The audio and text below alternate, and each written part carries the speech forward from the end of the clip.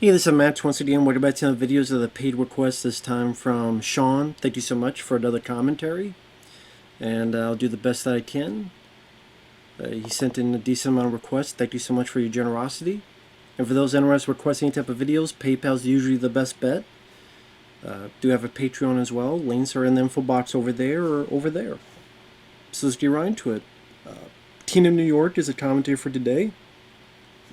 Have it here a bit with the subtitles. 3, 2, 1, pressing play.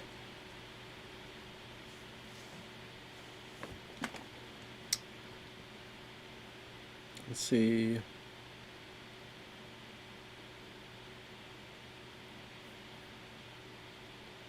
Christopher Walken. Teen of New York.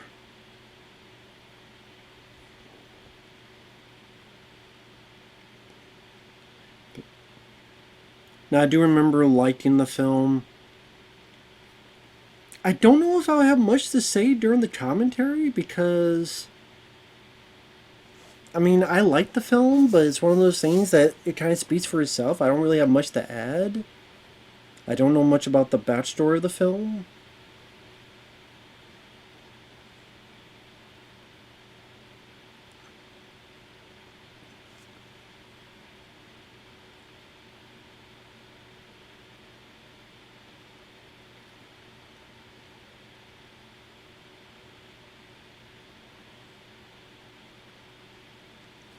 As we see Christopher Walken get out of prison here we got film directed by Abel Ferrara, which that's a pretty unique director, especially if you listen to the commentary for his films.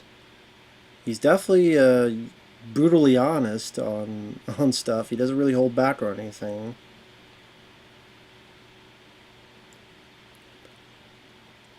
I mean, it seems like he likes the film, but it's just like, and yeah, if you look up like Abel Ferrara commentary or Teen of New York Abel Ferrara commentary, you'll know what I mean by by that. But yeah, Christopher Walken, remember giving a very solid, just a complete solid performance in this film. And a lot of recognizable people. You got Lawrence Fishburne, you got Wesley Snipes, you got David Caruso. I think, was it, I forget who it was, John Leguizamo? I forget who else is in this.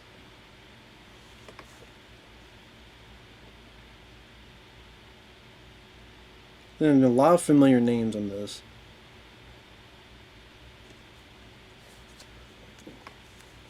Guess I could look that up real quick.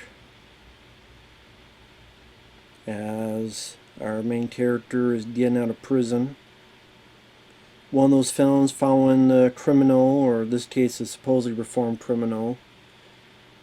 Of course, you have films like Scarface, which I love Scarface. You had American Gangster with Denzel Washington. Yeah, a lot of stuff. Gets a 6.9 on IMDb. Steve Buscemi, I think, is who I was thinking of. Yeah, but Abel Ferrara, he did The Driller Killer, Miss 45, Bad Lieutenant with Harvey Keitel. I liked his Body Snatchers film from the 90s. That's actually my favorite Body Snatchers movie. 1994. No, 93. 1993. I guess he did Siberia with Willem Dafoe in 2020. He did Welcome to New York with Gerard Depardieu in 2014.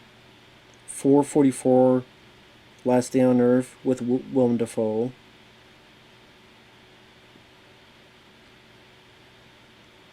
I remember this being a nice brutal scene, just how they just completely unload on this guy. Great blood squibs too. Definitely a violent way to open your film. And I think this is the same year like Goodfellas and other stuff came out, so definitely showcased a bit more of the violent side of things. Frank White released from prison. This is a Terrico Pictures release. It says through New Line Cinema. Cost $5 million, only made $2.5 million.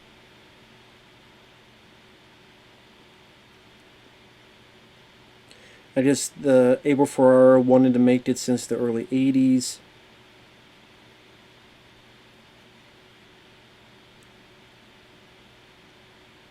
It was financed by Italian companies.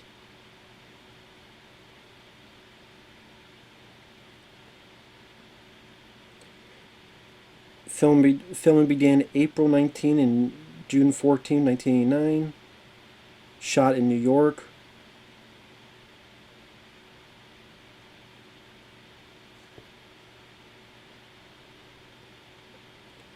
The film initially received an X rating from the MPAA, but was reduced to an R after an appeal.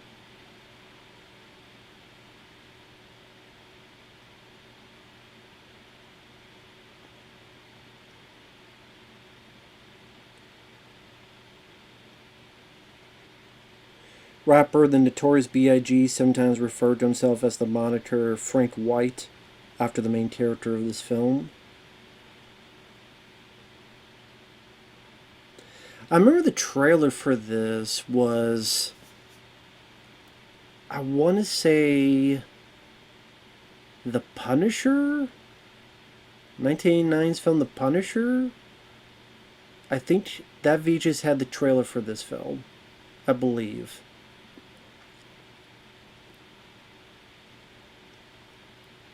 I know one of them, I keep thinking it was like the trailer for this film and Jacob's Ladder. Could be wrong.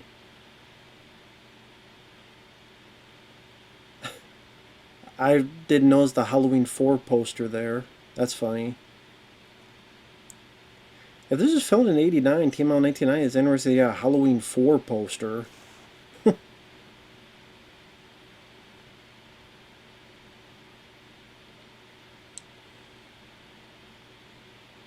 Yeah, Christopher Walken. He's a guy who nowadays people just think of like the way he talks and the amount of comedians that mimic the way he talks and hey, how's it going? Like, I can't do it right at all. I mean, that was almost sound like Rodney Dangerfield. So yeah, but I mean, throughout the years, the Deer Hunter, Heaven's Gate, The Dogs of War, really like The Dead Zone, really like At Close Range. All American Murder he did after this, which I think is a bit underrated. Batman Returns he was in, True Romance, Pulp Fiction, of course, The Prophecy, Last Man Standing with Bruce Willis. I quite like that film. Sleepy Hollow as the Headless Horseman. Of course, he was in Joe Dirt. Even in films like The Country Bears and Geely. Loved him in The Rundown as the villain in that. He was in Click. Seven Psychopaths, I remember being a pretty good movie. Stand Up Guys with Al Pacino. The voice of King Louie in The Jungle Book. God, he was in 9 Lives with Kevin Spacey. I forgot about that. And he was in The War with Grandpa with Robert De Niro. He was in Dune Part 2.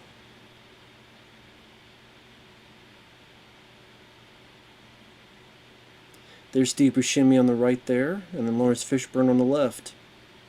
That's what's interesting to see this film, just see all the familiar faces.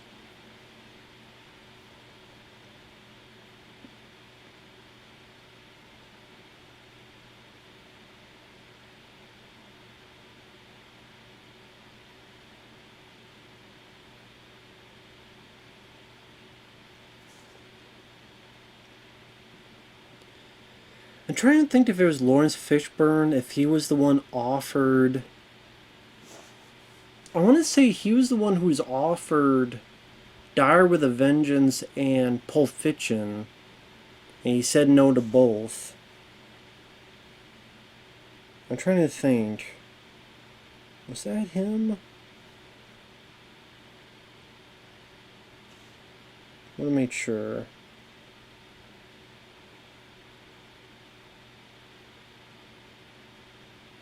Yeah. Pulp Fiction and Die with a Vengeance. And also Do the Right Thing.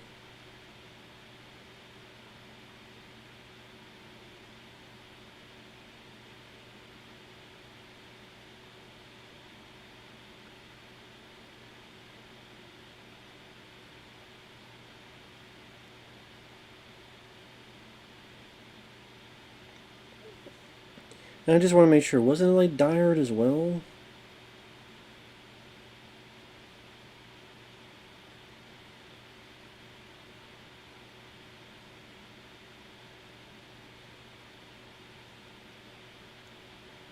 Oh, there's a lawsuit about that.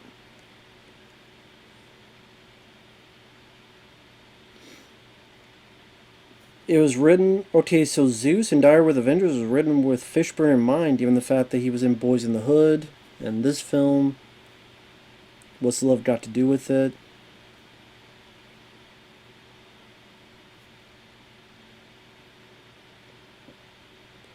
Fishburne was his first choice for the role of Jules in Pulp Fiction, but that the actor was advised not to take on a supporting role by his agents as it would hurt his chances of being offered leads in the future. He had to be above the title in terms of billing. Although Lawrence Fishburne would say he didn't do it because he thought it made heroin use seem attractive. I don't know, I buy this more. That his agents are like, he can't do a supporting role. Fishburne was in the frame for the Zeus part in Die with a Vengeance, but had asked for a sizable paycheck, leading to a back and forth negotiation. But Dire producer Andrew Vagina went to the Cannes Film Festival in 1994, saw Pulp Fiction, and said, what about Samuel L. Jackson? Fishburne sued Synergy, Vagina's production company, for breach of contract in July 1994. Synergy had broken a verbal agreement for him to play the role of Zeus. Bruce Willis was issued with a summons as he attended a screening of his then-wife Demi Moore's movie If These Walls Could Talk. Fishburne reportedly alleged that Willis had been present at a crucial meeting related to the role. A trial was set in August 1997, with Fishburne claiming damages of $1.75 million, settled just prior to trial date, with Synergy paying $750,000. And promised additional $600,000 to the actor if they did not exercise an option on a play and related screenplay written by the star.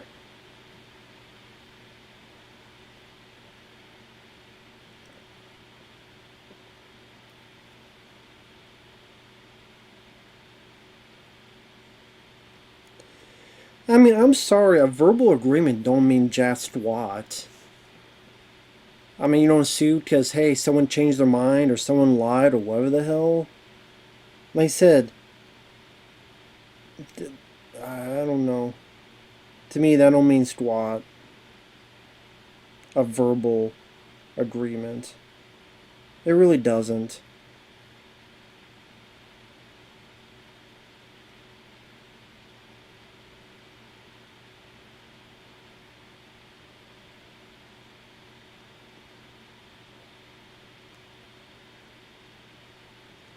So, yeah. Yeah, I remember in the commentary, Abel Ferrara, like, he's very, very complimentary on the ladies, which I don't blame him. I think that's Teresa Randall? Which didn't she play Martin Lawrence's wife in Bad Boys in those films? I'm trying to remember. But I'm gonna look up just in case. I think that's her, Teresa Randall. I think she was in the Bad Boys films.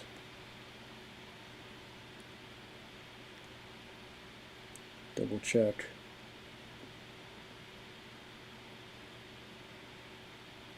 Yep, okay, yeah, the Bad Boys films. Alright, and she was in Beverly Hills Cop 3, that's right.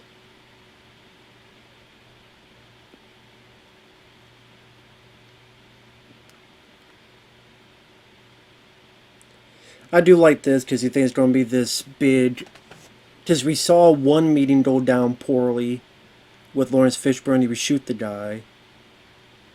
So you think, oh, it's going to happen again, but really they're friendly with each other. And this is like the first time you get to see Christopher Walken kind of do more than just look stern. You think, okay, they're going to try to shoot him, but maybe he's going to kill them or have people in the wings. But then here you go. Whoa. So you think it's going one way, they play you the other way. And just dancing like that. Crazy. Laughing and joking and all that stuff.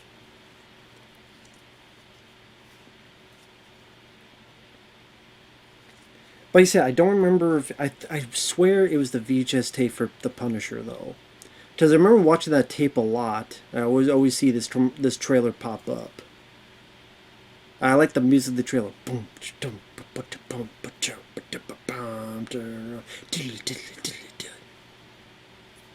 Been waiting years for this. No blackjacks, I just.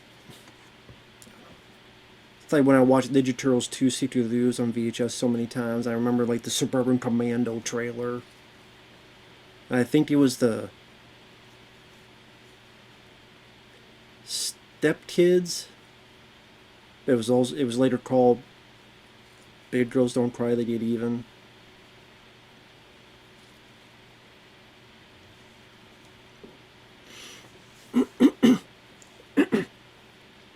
But yeah, you saw a lot of these type of movies in this era where you go into the life of the criminal empire.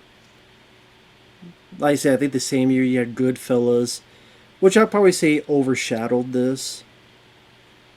I do like this film. I would definitely put Goodfellas above it. But I mean, you also had, was a little bit after this, New Jack City with Wesley Snipes, and was it Chris Rock was in that?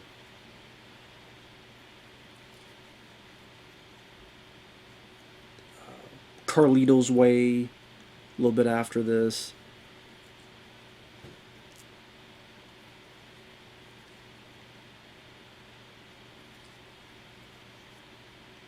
Who Wants to See You in a Cage?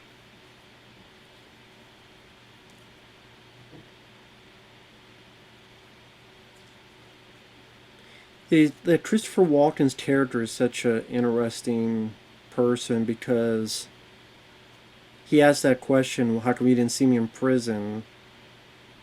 You wonder if he was sincerely hurt by that,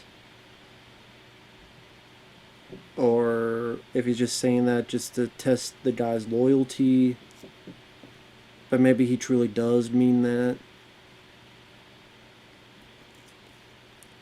Basically, you don't really know 100% what's under Walken's gaze and simmering underneath.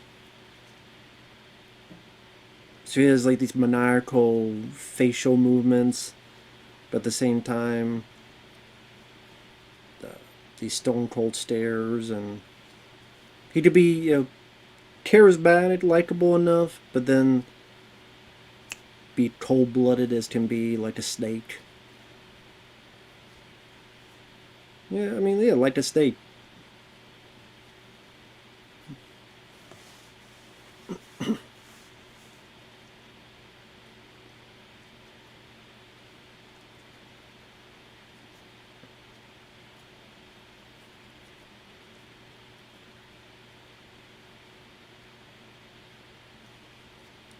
I remember like Walken's character gets like a girlfriend or something. I think it starts in this scene. And I didn't think that really went anywhere, at least interesting enough for me. And sort of the first chunk of the film is him, of course, getting out of prison and getting slowly back to his criminal empire. And then we'll be introduced to the cops trying to take him down, which, for the most part, is a failure. Because most of those cops get killed anyway. And I think that's, while I do like the film, one of the things that bugged me is that the last cop, which he's not even standing. I mean, he's gets shot and dying as well, but Walken's hit too and he dies. So really, no one makes it out. That's the thing. Like, in a way, everybody dies in the movie. Lawrence Fishburne's character dies. The cops, Wesley Snipes, David Caruso, they die.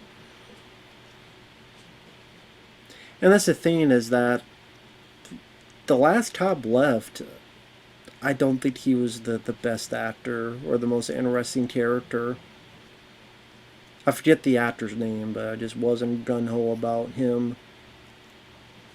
He's not a horrible actor, but I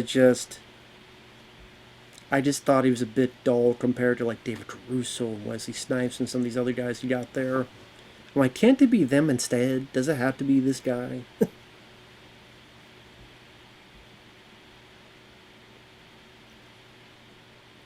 I wouldn't say like this is completely an original idea either. I mean, you've seen this type of film done plentiful times before. And it does feel a bit long in the tooth. Almost 2 hours. But the performances, especially Christopher Walken, is what makes the film fairly watchable. I'll put it that way.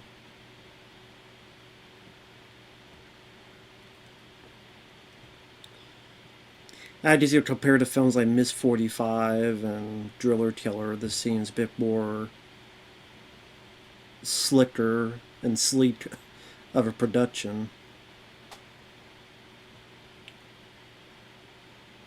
But yet, the movie didn't do well, so there you go.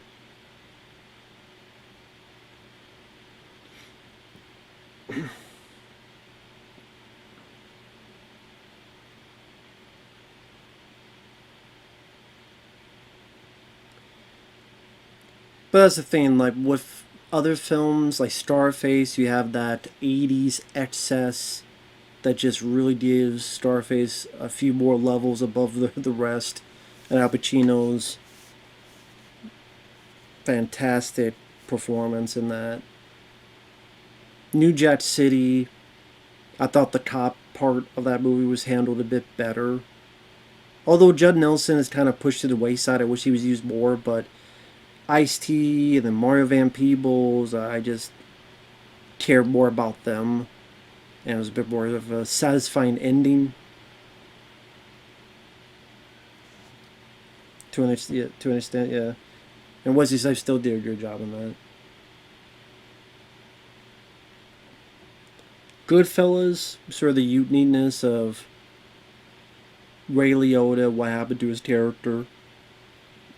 He's kind of in this purgatory, which is suburbia. Does he think about all the way his life was before, the money, the dining, the excitement, and now the boredom of suburbia. That Asian lady's pretty hot, I'll say that. The Asian, yeah, if I had to pick, I would pick the Asian lady. She's hot to trot. And I'm going to ride her. Now, this actor, I don't remember his name, but I've seen him in a ton of stuff, this guy on the left here. A ton of movies. I say, I cannot remember his name, though. He's like, I got that would pop up so many times, I go, oh, it's that guy.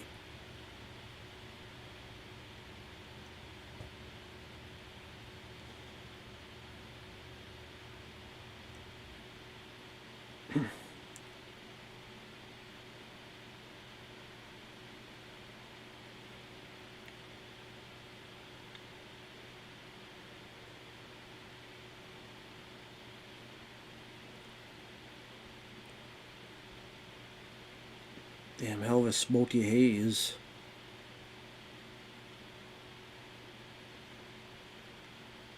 Well, someone has smoked a cigar, so... And he smoked a cigar, so it makes sense.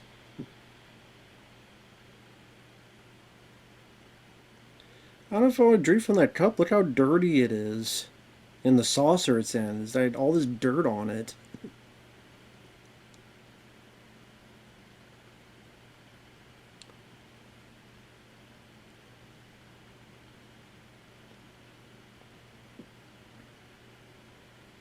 I hate to say it, but now I'm thinking of Austin Powers, where he's like, when I'm looking at the guy's like, mole. I don't know if that's a zit, a mole, I don't know what that is.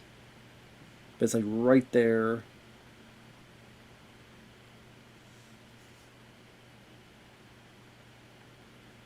But I'm not going to harp on it too much. I mean,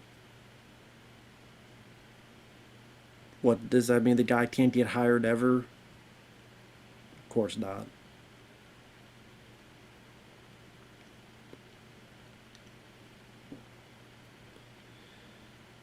Once in a while, a little bit of the Abel Ferrara seedy side comes out, like this guy literally pissing on the other guy's shoes.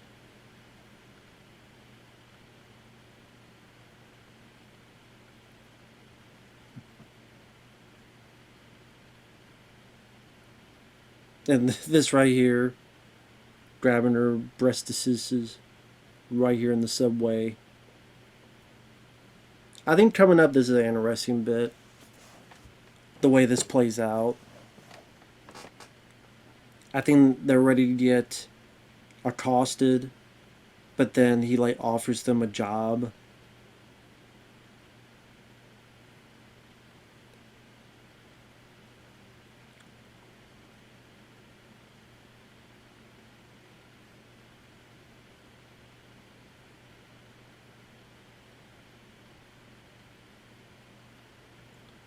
Yeah, this right here.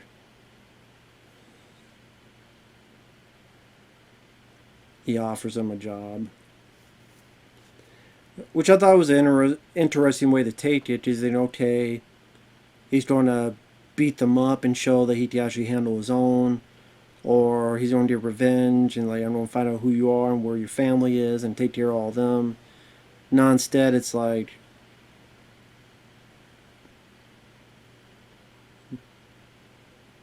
there's the gun.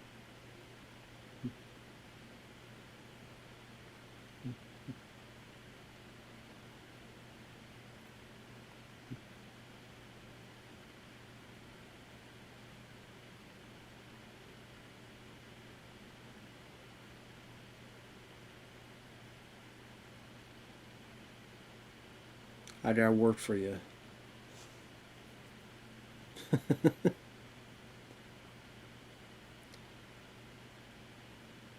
I mean, scenes like this make the film at least somewhat interesting. Could have shot them. But instead, just gives them money. He's like, got a job for you. Come work for me. Maybe because he can relate. Maybe he was in that same position before.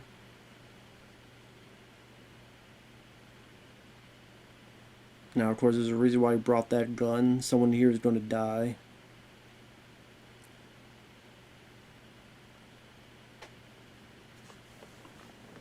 Well, I'm sorry. If I see Christopher Walken walk into a room, I'll do anything not to piss him off.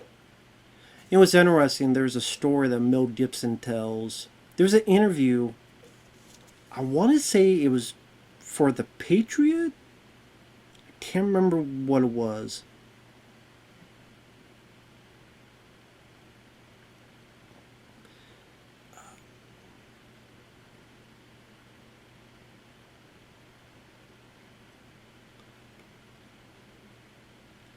I'll tell that in a minute. This is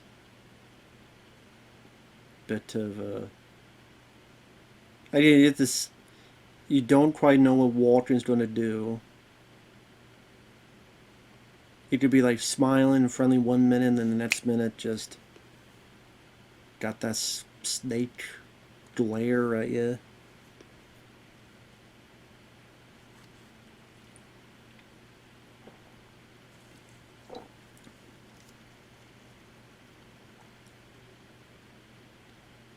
There you go. There you go. I like the guy there's like, I figured that would happen. I'm not going to do anything.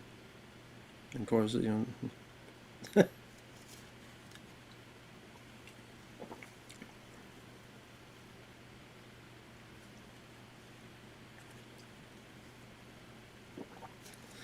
that's another thing, like interesting. Like he has two women as bodyguards, which is unique.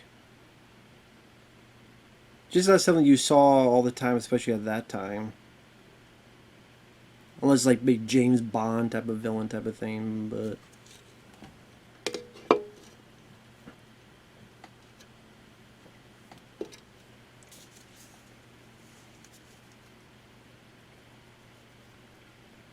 Frank White or Francis White. Alright, we're getting to the top portion. I'll get back to that Mel Gibson story in a minute.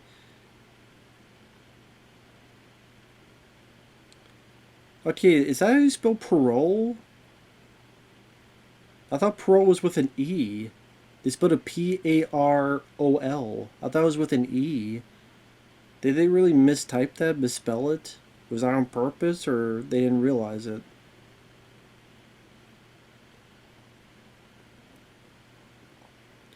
How do you not realize it? Just go on the computer and just put in the extra E.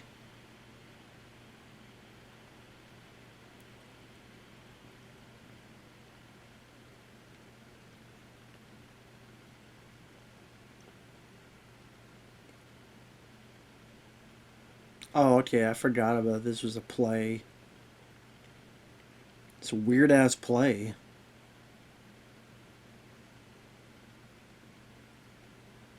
What kind of play is this? And Walken's like, this ain't how it works. This is BS. But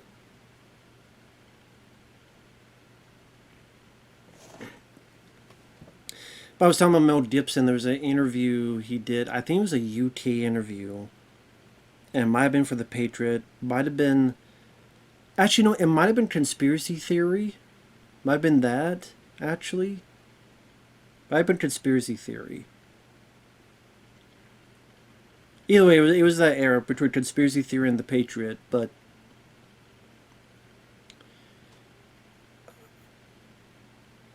I think like the reporter was talking about how like there was a guy he met and might have been Walken and how didn't really treat him the best. And Mel Gibson's like kind of watching and kind of, And he talks about a meeting he had where there's like a possibility. There's like a possibility they'd be working together, and he's talked with them, and just how Christopher Walken just completely scared the hell out of him and freaked him out, and it's a very good. It's an interview I'd go back from time to time, and just the way he tells the story, he just does a really good job. Which basically, I mean, he's a good director, so I guess he does know how to tell a story. I wish I could remember what the title of that was, but I don't know, maybe you type up Mel Gibson, Christopher Walken, or something like that, you'll find it on YouTube.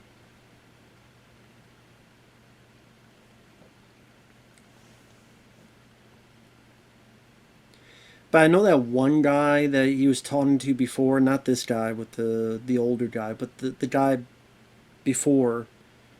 I know he was in one of the Steven Seagal direct-to-video films as a bad guy. One of the later direct-to-video films.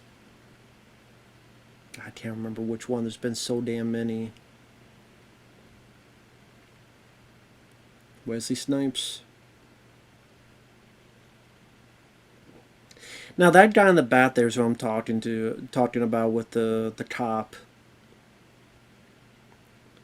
Now he's not bad, but I just think he's much more dull compared to like David Caruso and Wesley Snipes, and they're just full of energy and vigor. And you have this kind of more dullard guy in back there. And I'm like, why is this guy the last cop? they go after Walken. Because I think Christopher Walken just completely scrapes this guy off the screen. As at least Wesley and Caruso, Snipes and Caruso have a chance. But this guy, he just kind of a bore, honestly. I think he's a pretty damn boring guy.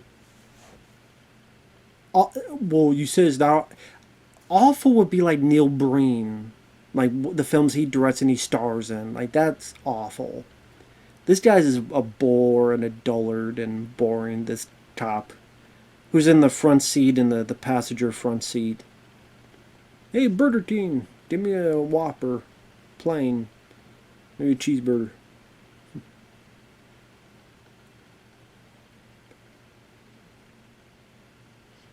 I didn't watch it with subtitles because I just don't want the headphones on. They'd be, especially in this heat, pain in the ass. Now, of course, Wesley Snipes at this point, he's about ready to jump into another league of success where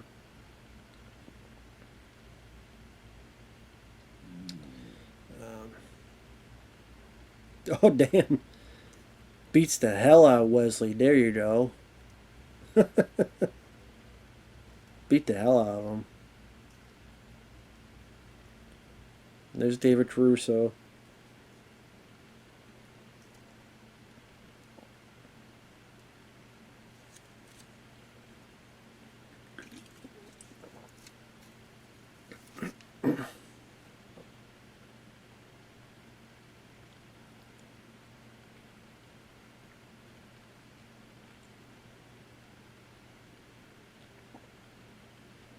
I remember Quentin Tarantino talked about Caruso, and I guess he had seen early roles with Caruso and wasn't really big on him until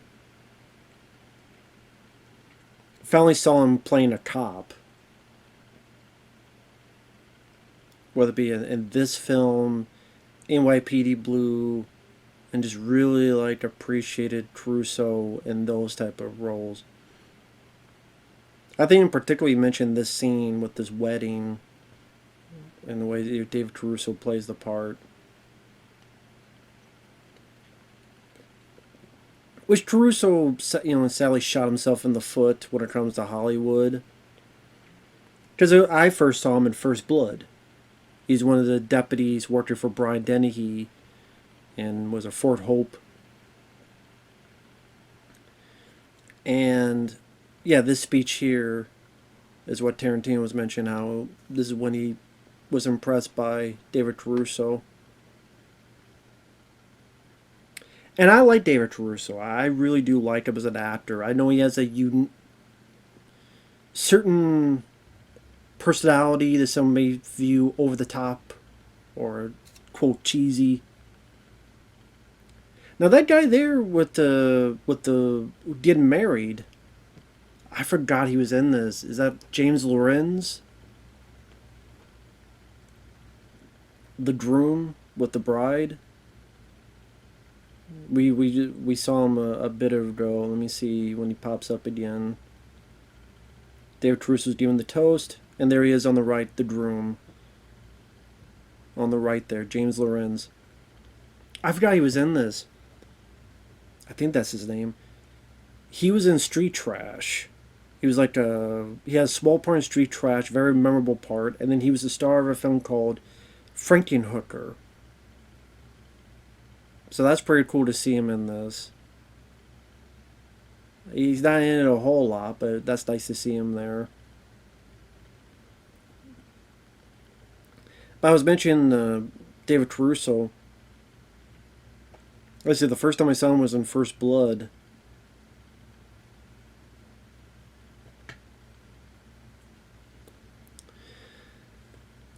When I say he shot himself in the foot was he did NYPD Blue. It was very successful. Breakout show. Seemed like a breakout actor. People were praising him. And I did see some of the first couple episodes thanks to, I think it was John, the Zero Cool. He requested them. I don't know if he'll ever request other episodes, but David Caruso showed that he had that leading man quality, he had that intensity playing this police officer, and was able to do that fairly well. But sadly, what happened was Caruso got too big for his britches, and his ego got to skyrocket fathom of headache and pain for a lot of people around him. So what happened was he said, I'm done with NYPD Blue. I want to be a movie star. I don't want to be a TV star. Cashed in, and NYPD Blue was after this. So he tried to do a couple films. Kiss of Death with Nicolas Cage. Jade, directed by William Friedkin. Those films bombed. They didn't do anything. So he left a successful show, a show that lasted for at least 10 years. I forget how long the show lasted. And had a movie career that flopped. And just one of those big blunders of all time in terms of TV, actors. And it's a shame because David Caruso could have stayed and made the role his own and go from year to year and develop the character, and probably would have gotten an Emmy possibly at one point. And I think he kind of knew later on in life. And I like Kiss of Death. I think that's a pretty decent film with Nicolas Cage. Was it? I think Helen Hunt is in it. Samuel Jackson. Solid cast. So I like Kiss of Death. Jade I like, especially the director's cut, because there's an addition to the ending that I think should have been in theatrical. It makes the ending a bit more satisfying. But I think as of now that's only on VHS, which is too bad. But yeah, the Jade, the director's cut, which I don't think that film ever got a Blu-ray. But I remember liking Jade. Michael Biehn is in that.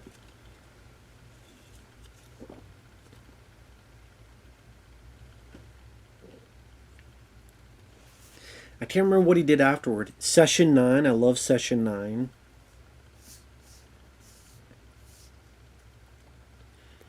And then he would try to do TV shows, but they wouldn't last too long.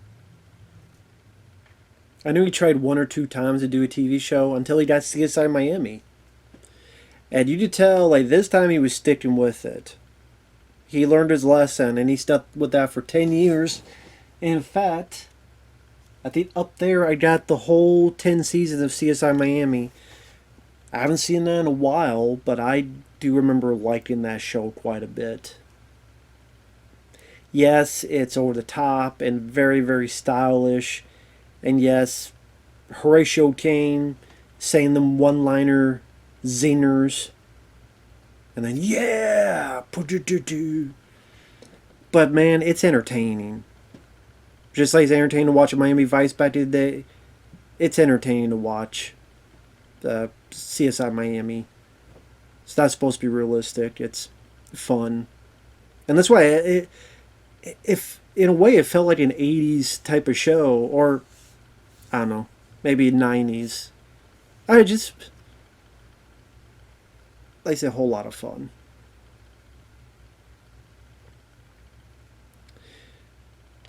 Now, of course, it's like, oh, he's black, so gotta get their chicken. Although I'm like, I love chicken too. I wouldn't blame them. If I'm in the mood for chicken, they don't have any chicken places here. I think there's a Church's Chicken that opened, but I've heard that tastes like crap. Maybe I'll try it one day, but I wish it was Popeyes. Yeah, a nice little bit here where Lawrence Fishburne, where, I mean, they're willing to kill and do other stuff, but here he is going to give money to these kids for the quarters and stuff.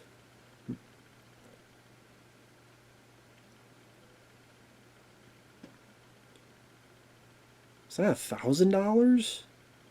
Or I looked at $1,000 bill. What? Was that $1,000 bill? What the hell was that? Maybe it was 100, but I swear it looked like $1,000 bill.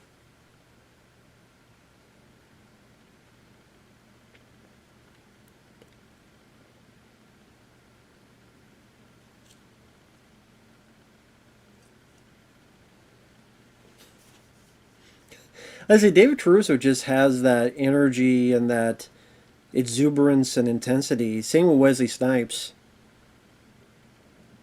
It's kind of cool to see Wesley and Lawrence Fishburne. I don't know if they ever worked together again, but at least worked here early in their career.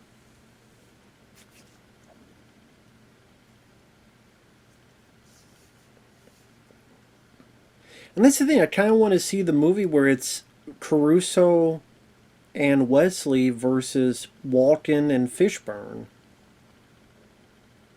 So while like their other cops are being killed, these two are last on the line. Wesley goes after Fishburne, Caruso goes after Christopher Walken, and maybe they get bloodied and beaten up or wounded, but then take care of Fishburne and Walken, and then maybe wonder if it was worth it considering the people they lost. But that'd be more my kind of movie. I like the movie, don't get me wrong, I like the movie, but it's not something I rewatch a lot. The stuff I mentioned, that'd be more rewatchable for me. But again, I do think this is good and very well acted. Yeah, David Caruso though, he stayed for that whole 10 year of CSI Miami. Probably made enough money to retire, I would assume. 10 years worth on a TV show. You would think you would have made enough to retire. Because I don't know if he's done anything since.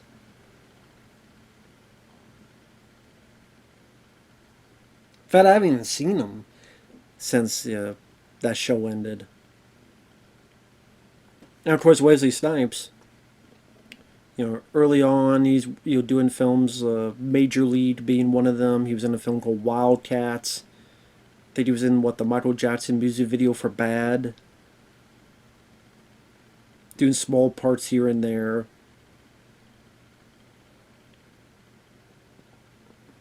But the 90s, he's kind of getting into his own, being in films like this.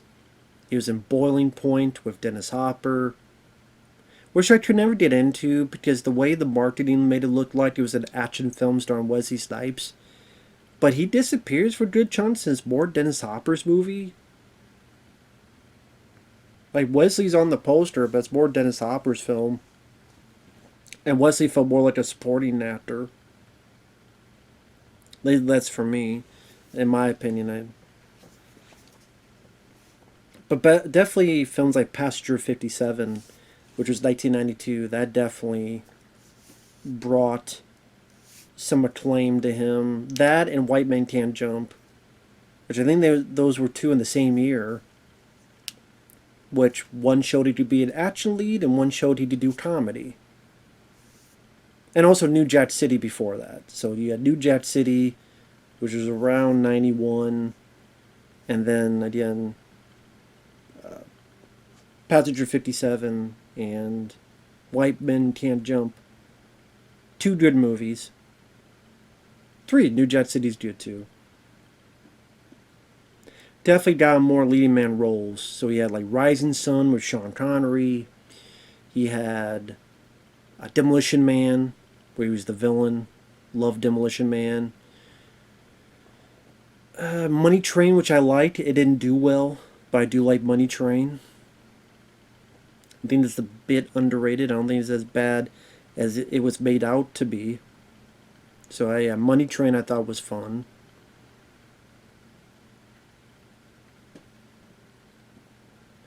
Trying to think what else.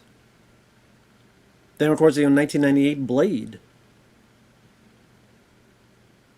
which he didn't capitalize too much on Blade because you had the Art of War, U.S. Marshals. U.S. Marshals might have been around the same time as Blade, to try to remember. I don't mind U.S. Marshals. Love Blade. And then I don't know if he did anything in '99. I think Art of War was 2000. I know sometime a bit after Blade 2, which is great. Love Blade 2.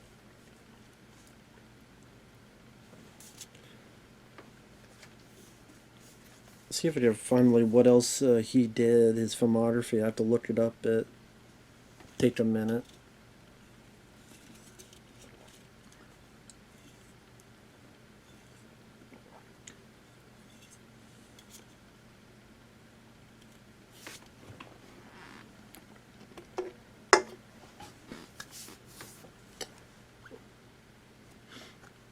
Maybe you say that the cops are being too cocky here, so lo and behold, they get burned for it.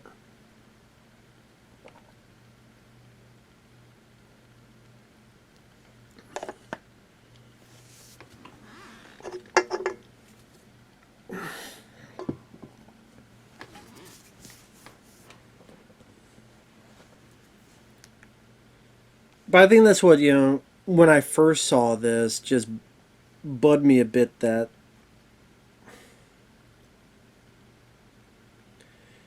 especially like Wesley Snipes just take it out. It seems like, I mean, it's not that early, but it just felt like too early. I mean, it's not, but I don't know. And like this guy, you don't need this guy in there. Let me get his name. I don't think he's needed.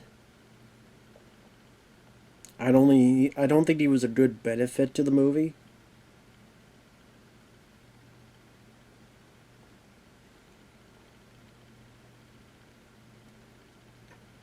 Let me get his name.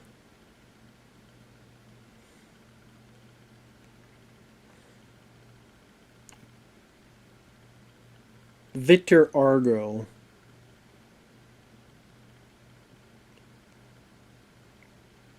Which he was in Mean Streets. He was in Taxi Driver as the bodega clerk. After Hours as diner cashier.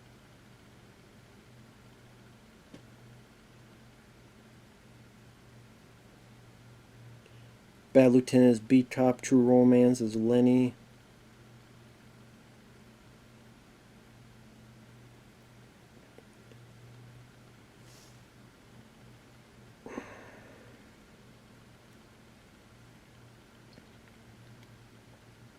So take that for what you will.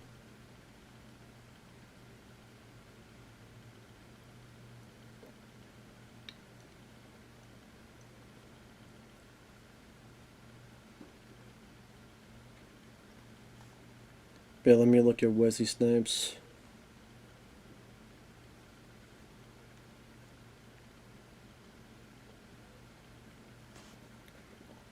Actually, I'm curious. Did he do anything TV-wise? Episode of All My Children. Episode of Miami Vice. Episode of Vietnam War Story. Two episodes of A Man Called Hawk.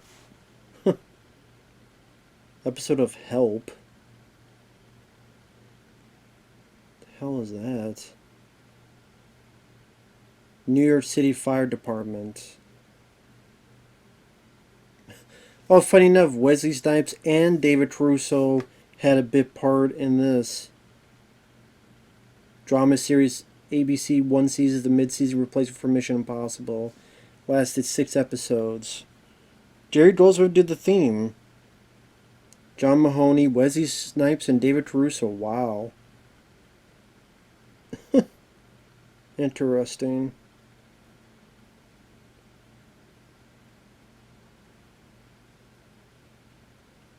(1996) film America's Dream with Danny Glover.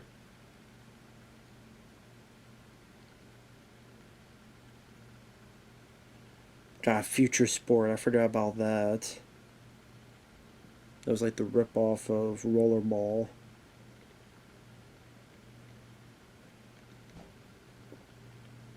Film-wise, he was in Wildcat, Streets of Gold. He had a cameo in Critical Condition with Richard Pryor. Near the third act of the film, Uh, Richard Pryor steals his ambulance. Major lead is Willie Mays Hayes. Then Teen of New York, Mo Better Blues, which was a Spike Lee joint with Denzel Washington.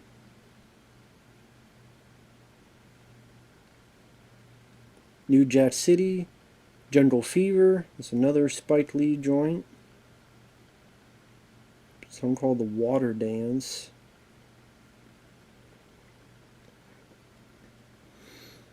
Yeah, 1992, White Man Can't Jump, Passenger 57. Then after that, Boiling Point, which I don't think did much.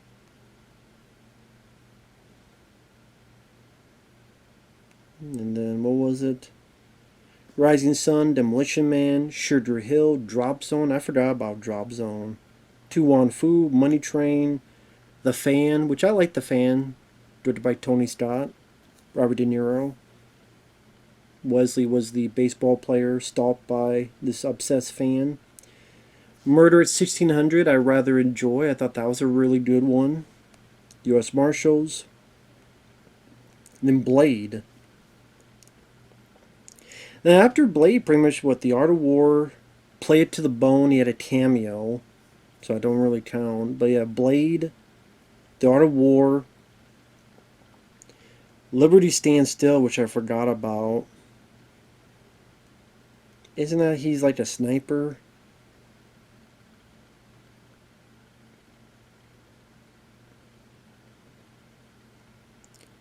Yeah, he tells Linda Fiorentino to handcuff herself to a hot dog cart.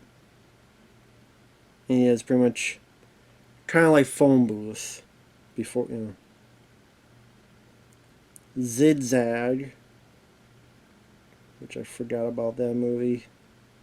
Blade 2, and then Undisputed, which wasn't that good. Didn't do much. I say between like Blade 2 era, like these other films, like Art of War is okay. Zigzag, who the hell remembers that? Blade 2, really enjoyed. Undisputed was lame. He did Unstoppable, which was a direct-to-video film. And that was pretty much him getting into the direct-to-video era of movies. Blade Trinity didn't do well. A lot of personal problems apparently as well. His behavior. So all these direct-to-video action films, 7 Seconds, which most of them he looks like Blade on the covers. 7 Seconds, The Marksman, The Detonator, The Contractor, The Art of War 2, Game of Death, Gallow Walkers.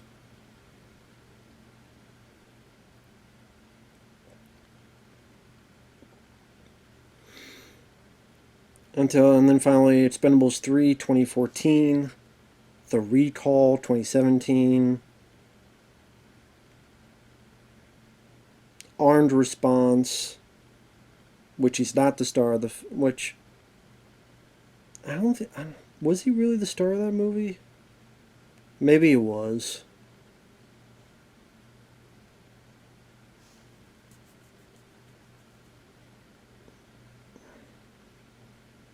Dolomite's My Name.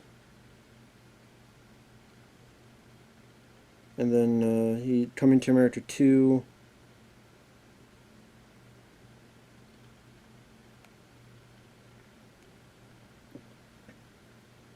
And then Back on the Strip.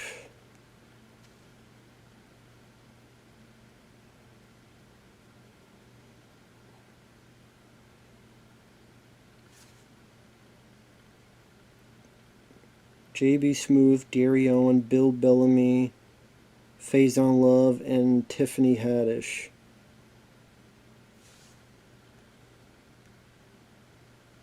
Never even heard of this film.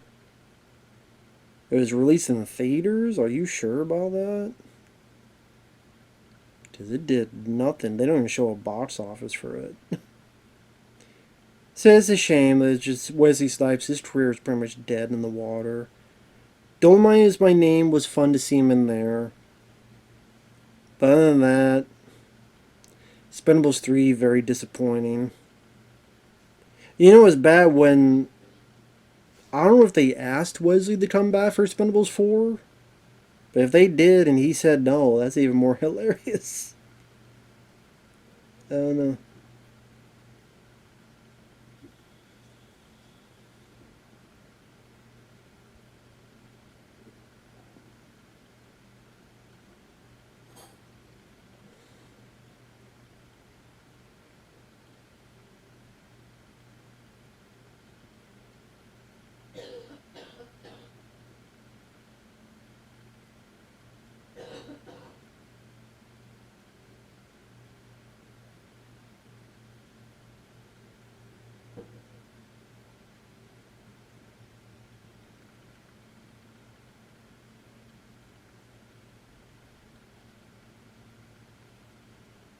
Yeah, sorry I'm not saying much, just...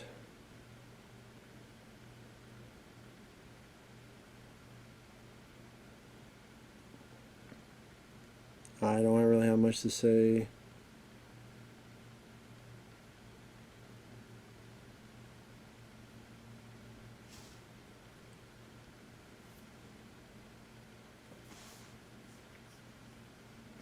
And the whatever love story you want to say about Christopher Walken and this girl, I don't think really did much of anything.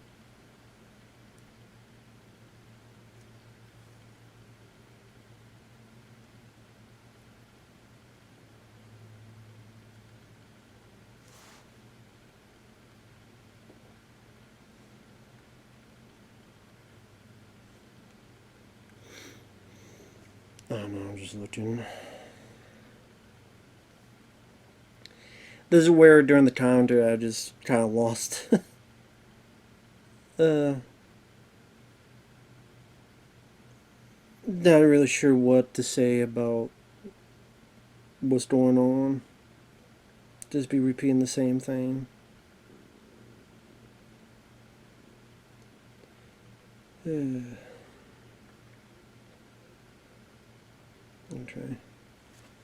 Just wanted to flip through some info at least. Anytime that cop guy shows up, he's so damn dull. Hey, how's it going? Here's the stuff here. Goodbye. Don't get another drink. Hey, how's it going? I got here because before our lights be for some reason. Here you go. I'm gonna get some more doze. Doze. Get some more sleep, some Z's. See you another time.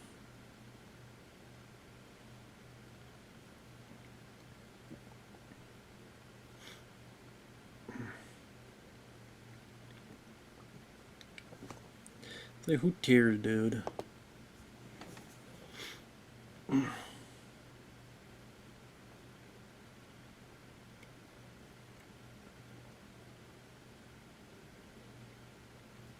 So we got Lawrence Fishburne and his crew doing the kissing, the loving, the drugs, the using, the abusing.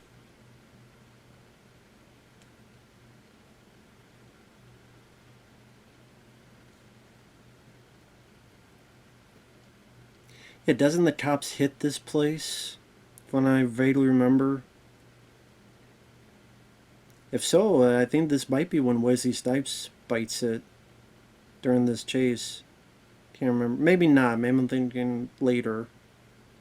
Can't remember.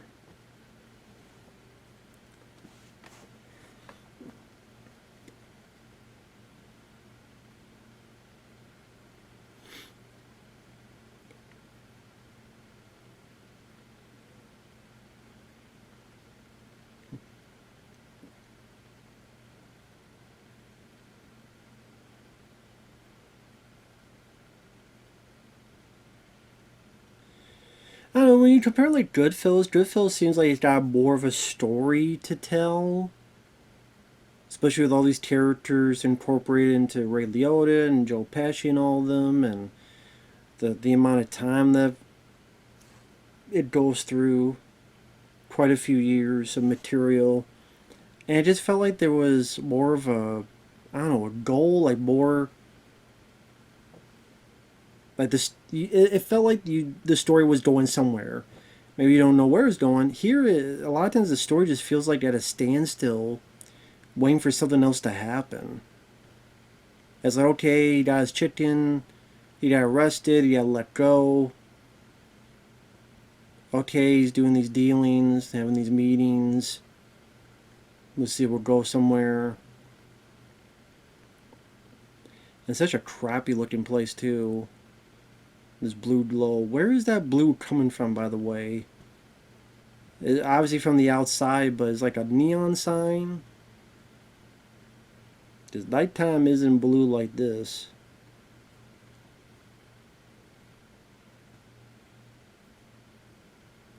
That lady just dancing as can be on there. She's having the ball of her life, the time of her life doing it.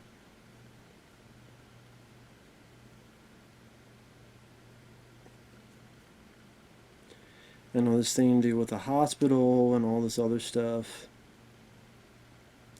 for Frank White's character.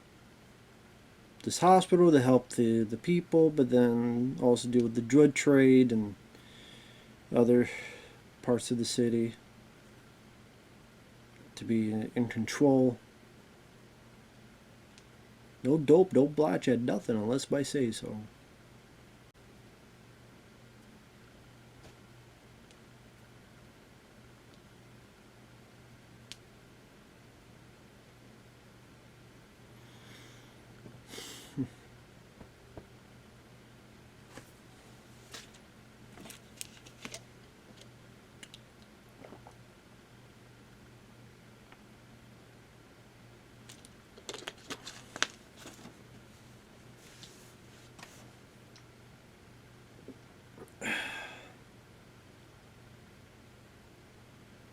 We want Rico Suave. Put on a shirt. I have a jacket but no shirt underneath to show my abs. You do that.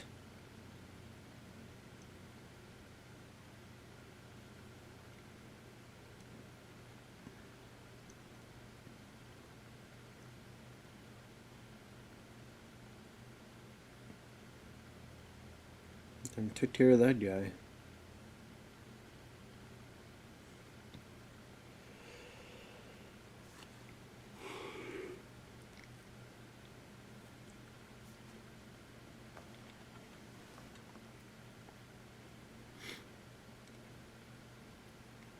Okay.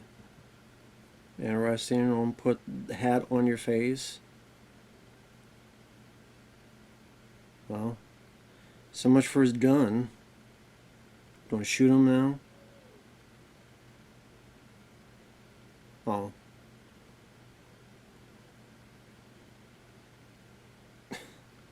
Snort and lick cocaine off the guy's chest. Okay.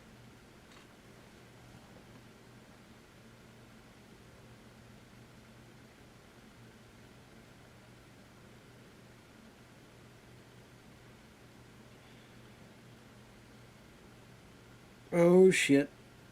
Oh, there goes Teresa Randall. Ooh, right in the head. It's a good headshot there.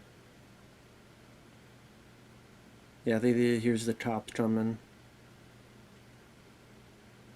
I know James Lorenz, I think he gets killed, who was the groom we saw earlier at that party.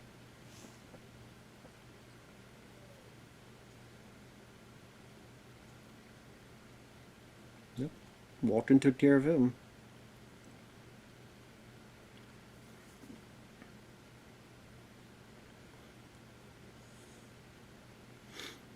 I can't remember if these are the cops or not. Or, at least it's been a while since I've seen it. Yeah, I think that's Caruso. I guess that's the thing, is that these cops are going too far, taking the law into their own hands, so they get their...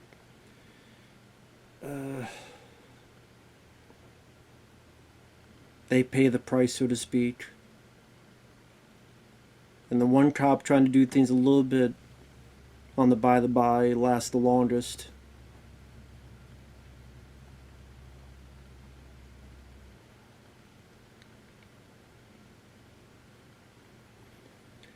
Yeah, I do think this is when Wesley Snipes gets killed. I think it's after a car chase, though. Yeah.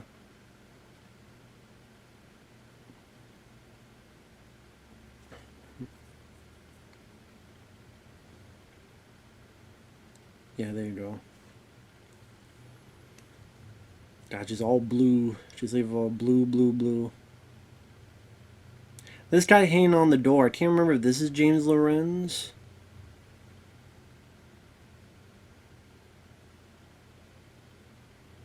Yeah, it is.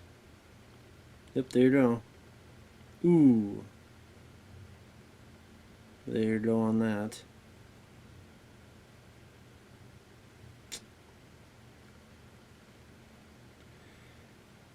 Well, that lady's a widow. And with the, of course, the movie showed him prominence in the party scene to make the audience realize, oh, that's who the guy is. It's not an action-packed movie, so here you have one of the few action beats in the film, this car chase.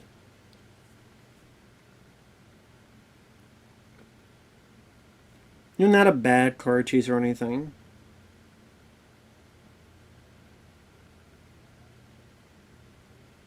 Nobody can hit anything, apparently. Got two guns and you can't hit anything, and etc. Lawrence's whole body's almost out of the damn car and no one can hit him. Granted, I mean, I say that, it's not like the easiest thing. I mean, it sounds like as simple as anything to shoot a gun, to be fair. Of course, there's always like why you shoot the tires out, but that's why you always think of car chases. Shoot the tires out, shoot the tires out. You shoot the tires out, they can't go much further. Or at least they'll slow down a bit.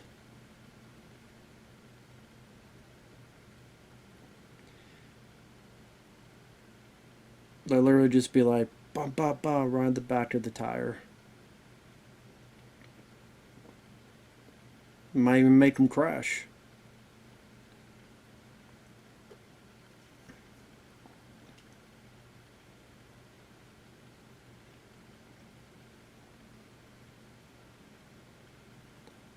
I think that's the thing, though, with the cops here, David Caruso and Wesley Snipes.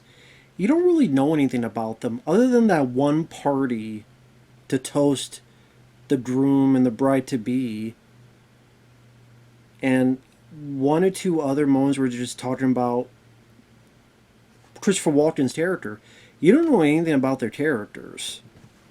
You just know they want to take Walken down and they're obsessed with it. That's all you know. That's all you know about them. So I liked them because I like the actors. But I mean, you can't say anything about the characters. It's hard to call them characters. They're just, cops. You never know what's going on in their home lives, what they do after work, anything. It's just, they're intense, they're angry, they want Christopher Walken, and that's it. And they both get killed for it. I think Wesley Snipes is going to get killed soon, which that's a shame because we have about half an hour of the movie left. Yeah, because I think both Lawrence Fishburne and Wesley get killed. I remember David Caruso's death is during the funeral scene, and Walken comes by with like a shotgun and shoots him right in the face. Right at the cemetery.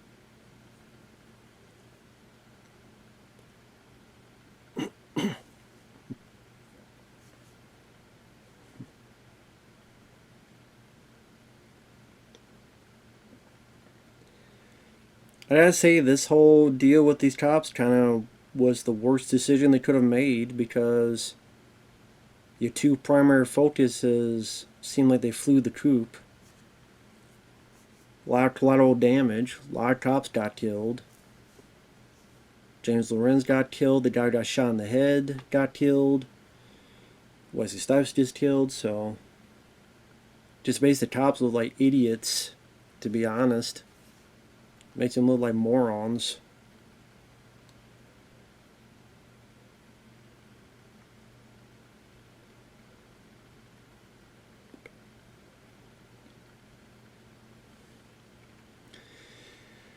And this is where, then, I think Fishburne kills Wesley.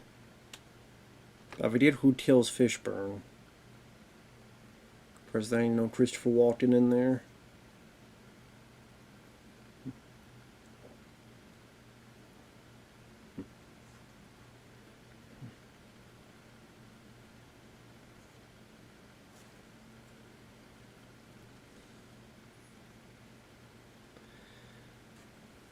I mean, part of me would have liked to have seen this be a movie about Wesley versus Lawrence Fishburne.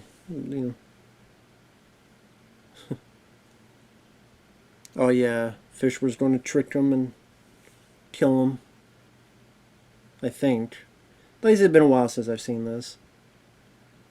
Just remember the vague bits. Wesley Snipes gets killed and David Caruso gets killed a little bit later.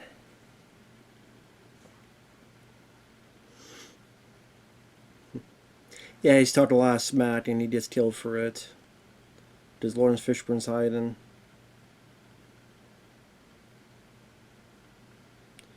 Which is pretty stupid, Wesley, because you've given away your position. Like, all the guy has to do is hide and he can hear you get closer. So, very stupid. So that's the thing with these cops. They just end up being very stupid, very dumb, making these dumb, idiotic, ridiculous decisions, and then get themselves killed for it. So, and then also because you don't know much about them, other than, hey, I like that actor, then it's like, okay, you dumbass, here you go. Here we go. Yep, there you go. That's number 2.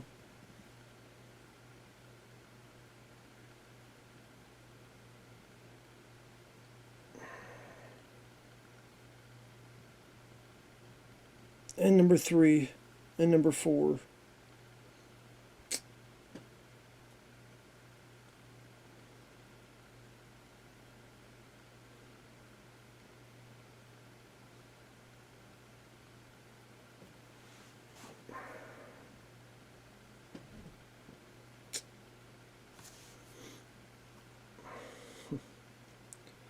Maybe Wes is like, hey, if I don't have a death scene, try to have a memorable death scene, or try to. And there we go. Caruso shoots the hell out of and kills Fishburne.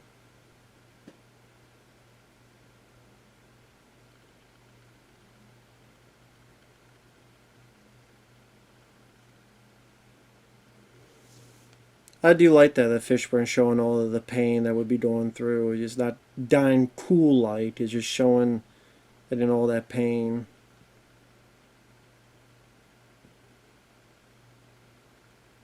That, of course, would be happening during that.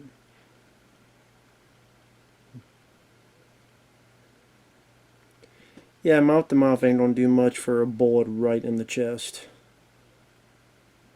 Yeah, that ain't gonna work mouth to mouth.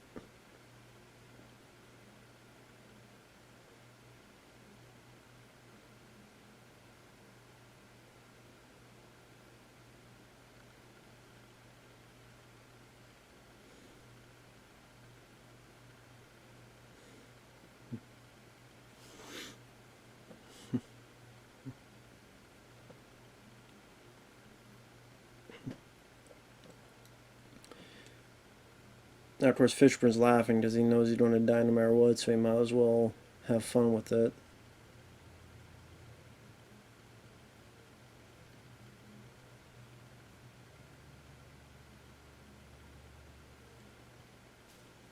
He's like, might as well.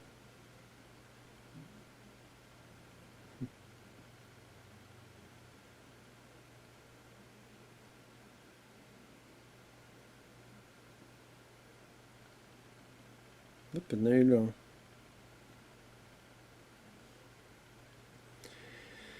Yeah, seems like this operation was a complete and utter failure.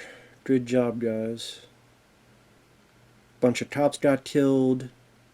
Christopher Walken's character got away. And more cops going to get killed, including you, Caruso.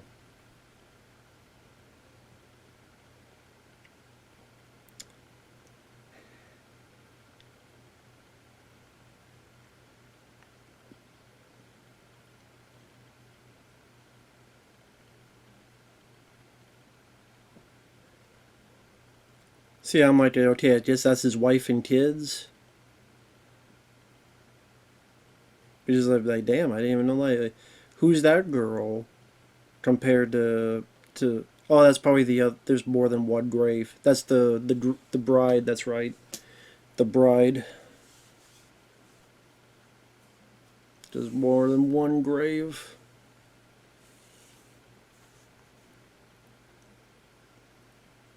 Who's that woman on the right there, with the big old glasses and?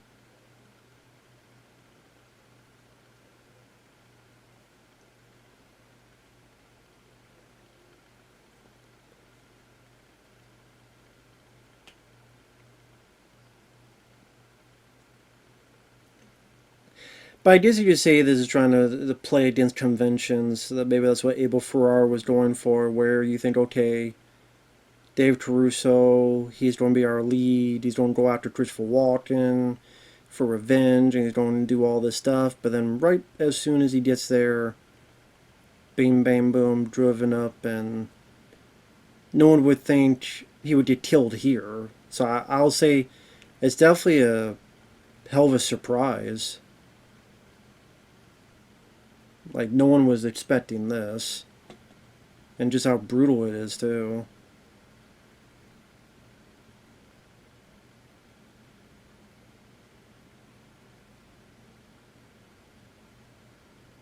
You would think, like, this would be a bit, like, well, all these cops, you think they would stop traffic just in case, but apparently not. Here you go. Ooh, right there.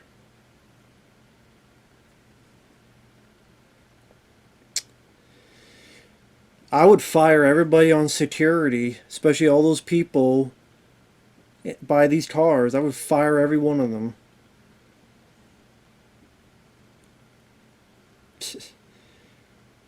You let this car come in, just shoot him in the face. Great job on you, security, man. Fire every one of them. Shoot them, too.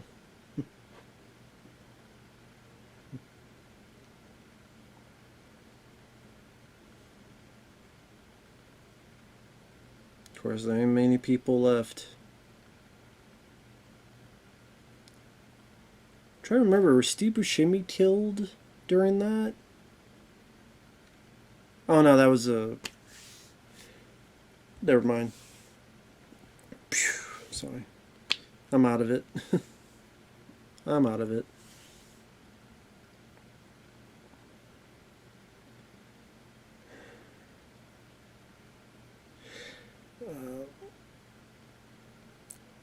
I'm gonna let the movie play out. I'll be right back. I gotta do something real quick. But I'll just let the movie play out because, to be honest, I don't have a whole lot else to say about the film. And I'll be back in like a minute. I just have to do something real quick.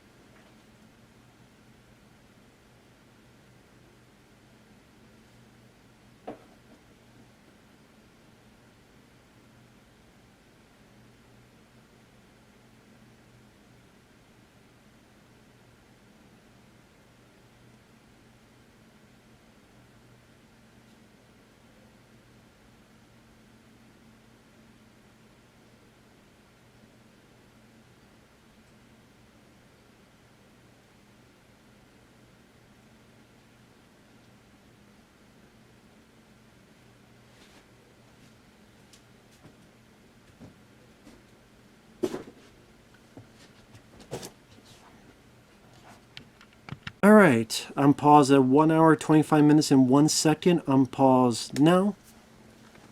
Yeah, I did get some stuff done, and it was taking a bit longer than I expected, so I figured I probably forgot to cut some of it, but it was a lot longer, so I cut at least some of it, so there you go.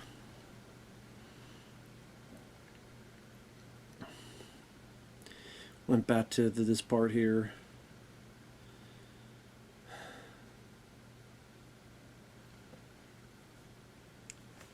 I think what it is, like, also with Christopher Walken, you don't really get a sense of the character, especially in the second half of the film, of what he really, like, wants and desires, if anything, other than to be in control of the city.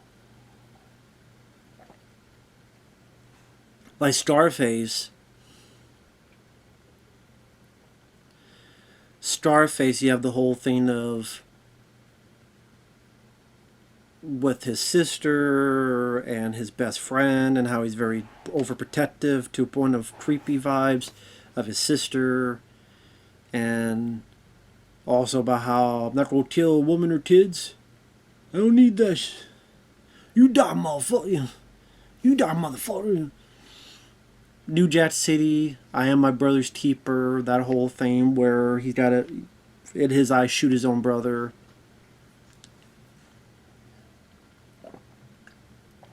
I guess you could say this scene here when he's talking to the cop is trying to be a bit of that, and Christopher Walken does a good job.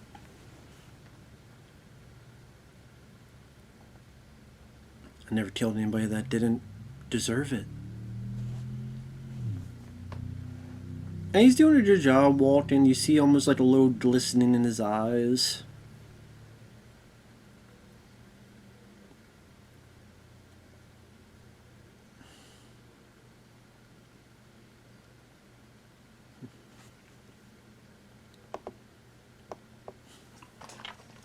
Listen to a bit of this instead of just subtitles.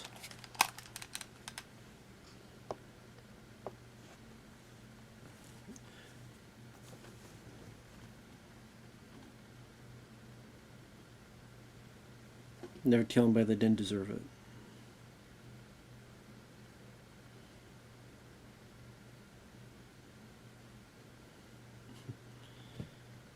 Who made you judge and jury? It's a tough job, but somebody's got to do it.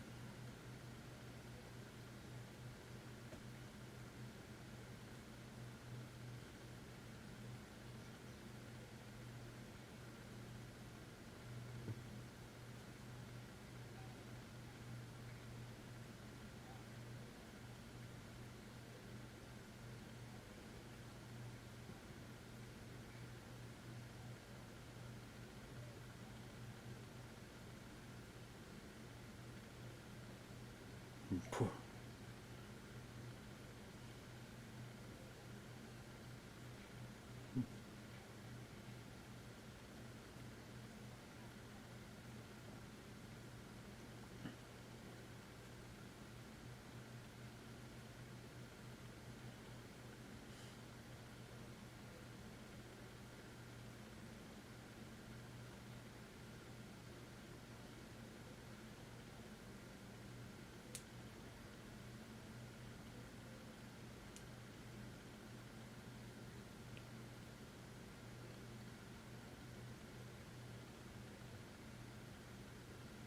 I'm not your problem, I'm just a businessman.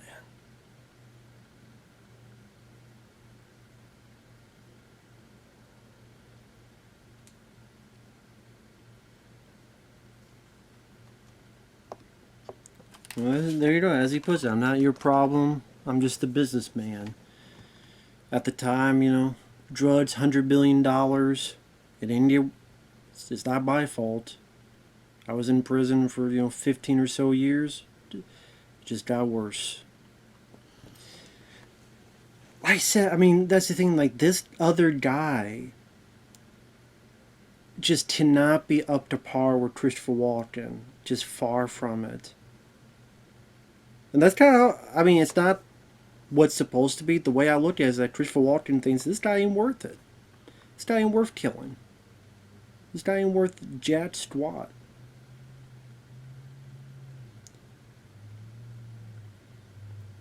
just so dull. He's so boring. Nothing of a character.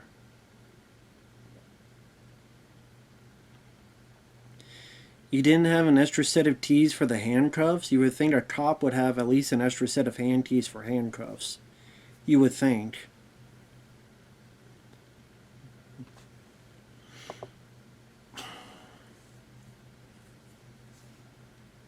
Again, it's like, okay, you left with such a boring cop.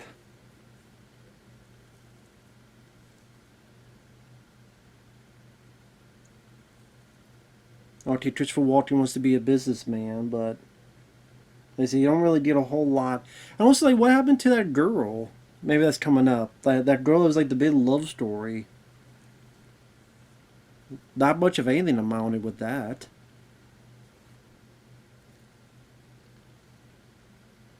That was like damn pointless. Sorry, damn nose keeps itching.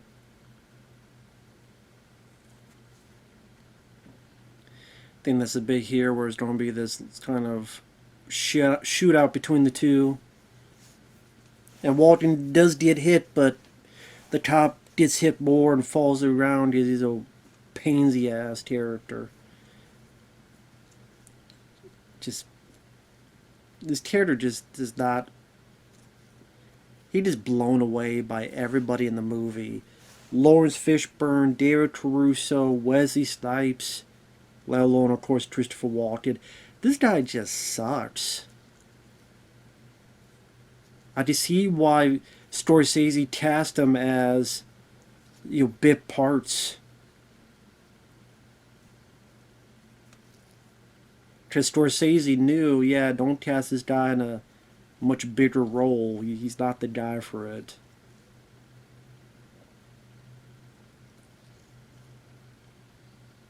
He doesn't have a bad look, but just his acting, his voice delivery is just fairly dull.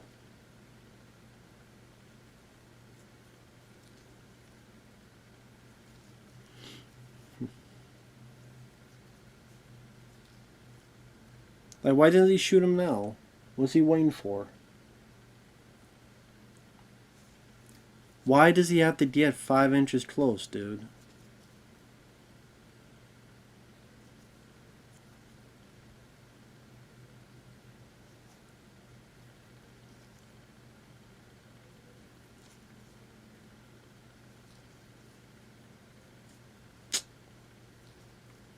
Like, what do you expect?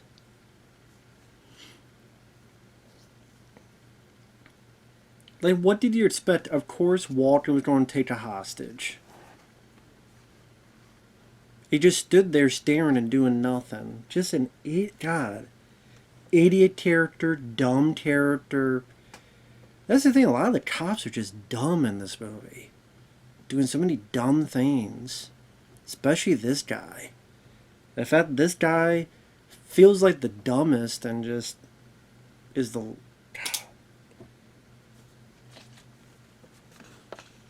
Christopher Walken makes the movie, to be honest.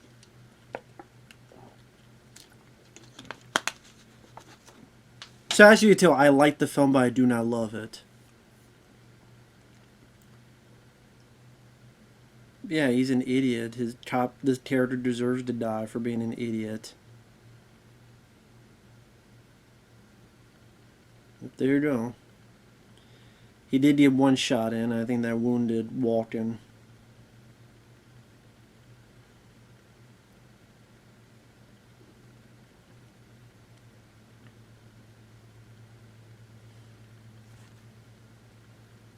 You might as well let Walken get away. I mean, I know he doesn't. He dies in the vehicle, but you might as well.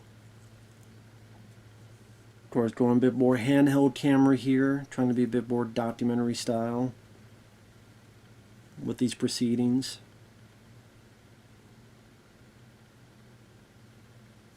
Just take that for what you will. I'm like, whatever. Just going on up.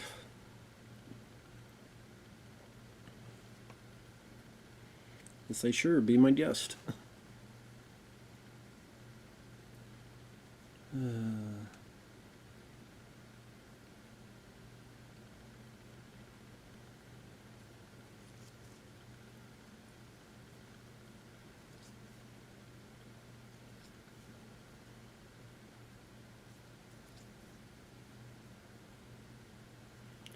Hey, but I enjoyed Coca-Cola. I'm sure there's supposed to be some reason for the cutaway to the Coca-Cola sign.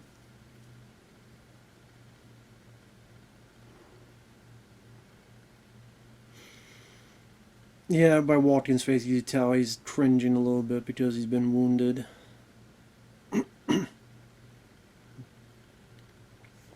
And that's the thing, like, again, the love story, whatever the hell they were trying to do with the girl, that's the thing, the cops really have no story other than they want Frank White. Frank White doesn't really have a story. I mean, he's the most interesting character because you don't quite know what he's going to do next. And his, Walken's performance. I mean, same with Lawrence Fishburne, like, little bits like when he's friendly to the kids at the chicken place and among other stuff.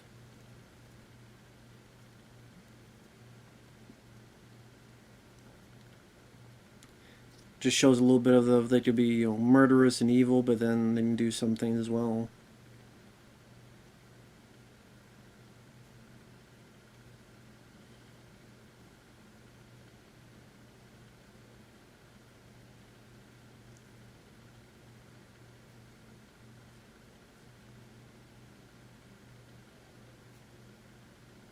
Yep, there you go.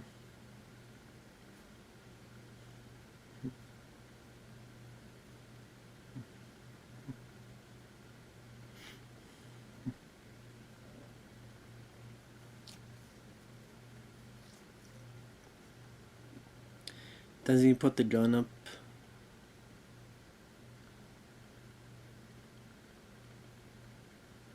Yep, there you go.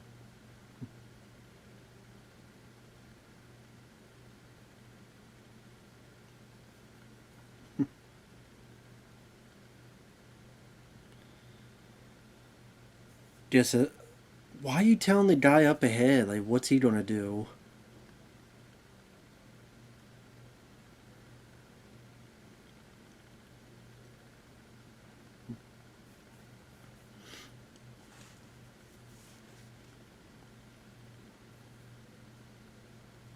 Pretty big shot they got. I mean, that is in New York, and how many extras are in there, having to stop traffic and everything.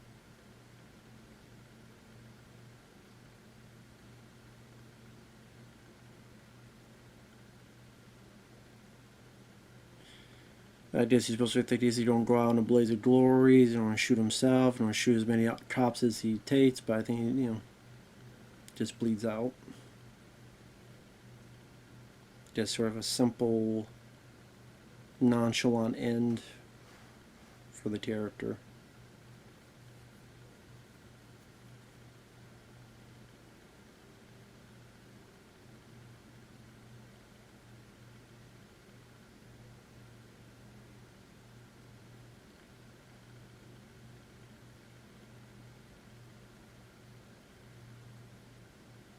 Yeah, just cops coming out of the woodwork.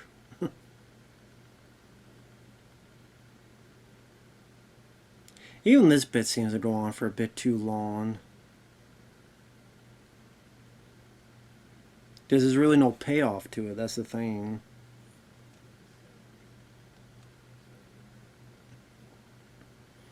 Maybe that's supposed to be the suspense. You think there's going to be some big payoff, what's going to happen, then they kind of find him, and there you go.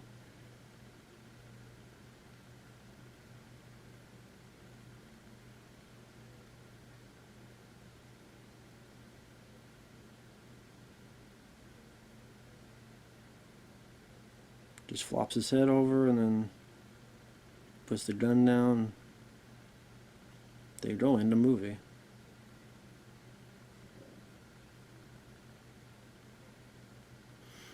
Yeah, this one Lawrence was Larry Fishburne. Giancarlo Esposito, who was in The Mandalorian Season 1. And I remember him as the guy who got electrocuted by the RT machine in Maximum Overdrive. Steve Buscemi as Test Tube. That's an interesting name. Test Tube. And there you go.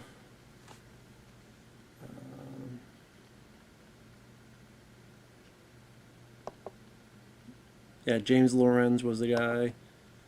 The groom. Got killed by getting hit by the damn fire hydrant, whatever it was.